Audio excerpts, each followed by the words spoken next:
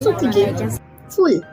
তাই আজকে কপালে আর লাইট অ্যান্ড সাউন্ড শো থাকলো না, তাই অগত্যা কি করব, একটা মিউজিয়ামের মতো একটা জায়গা ছিল যেখানে আমাদের প্রচুর আগেকার সময় সেল্লাজেল কেমন ছিল, রজ আইল্যান্ড কেমন ছিল, ব্রিটিশদের সমস্ত রকম থাকার জায়গা অ্যান্ড সবকিছু ছবি টবি ছিল। তো সেইগুলো আমরা গ্যালারিতে দেখিয়ে দেন চলে এলাম। ওটা দেখে চলে এলাম ফ্ল্যাগ পয়েন্ট দেখতে। ফ্ল্যাগ পয়েন্ট দেখতে এসে অলরেডি অর্ধেক সন্ধ্যে হয়ে গেছে, কিন্তু সুন্দর লাগছিল কারণ হাওয়া দিচ্ছিল, ফ্ল্যাগটা উঠছিল আমাদের ইন্ডিয়ান পতাকা। আর এটা কিন্তু নেতাজি সুভাষচন্দ্র বোস প্রথম এখানে পতাকা উড়িয়েছিল। আর তারপর এইখানে বেশ কিছুক্ষণ সময় কাটিয়ে টুকটাকি কিছু খেয়ে চলে গেলাম হচ্ছে হোটেলের উদ্দেশ্যে। হোটেলে গিয়েই দেখলাম ডিনার রেডি, কারণ অলরেডি সন্ধ্যের দিকে হয়েই গেছিল। তারপরে তো মর্নিংয়ে আমাদের বেরিয়ে যাওয়া ছিল বারাটাঙের উদ্দেশ্যে।